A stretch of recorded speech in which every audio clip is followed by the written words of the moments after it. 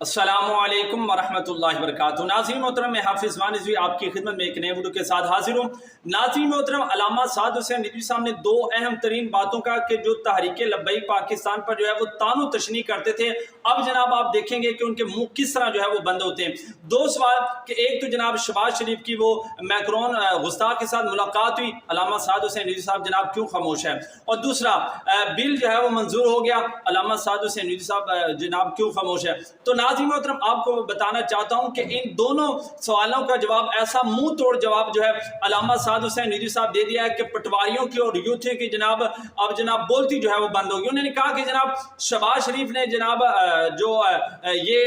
ये काम किया है, तो वो लिहाजा जो है वो दायरा इस्लाम से जो है वो खारिज हो चुका है, उसका कोई जो है वो इस्लाम के साथ ताल्लुक नहीं, वो मुसलमान नहीं रहा। और जनाब उन्होंने ये भी कहा कि जो मुसलमान नहीं वो पाकिस्तान का वजीर आजम नहीं बन सकता, लिहाजा इसको फौरी तौर पर चाहिए कि इसको जनाब इसके ओहदे से जनाब हटाया जाए, इसको इस्तीफा दिया जाए और जो मुसलमान है उसको जनाब वजीर आजम बनाया जाए। और आप दूसरा ये जो कहते थे कि जनाब हम जिस परस्ती का जो है बिल मंजूर हो गया है और जनाब मुल्क के अंदर फसाद फैलना शुरू हो गया है, मुसलमानों के दिलों को जो है वो ठेस पहुंची है और अल्लामा साद हुसैन रिज़वी साहब जो है वो खामोश हैं। तो नाज़रीन मोहतरम, आपको बताऊं, अल्लामा साद हुसैन रिज़वी साहब ने अपने जुमातुल मुबारक के अंदर ये बात वाज़ेह कर दी है। उन्होंने कहा कि ये बहुदा बिल जो है वो वापस लिया जाए और नहीं तो फिर हम जो है वो फैज़ाबाद का रुख जो है वो अब भी जानते हैं और अब तुम्हारी जो है वो नस्लें भी जो है वो याद करेंगी।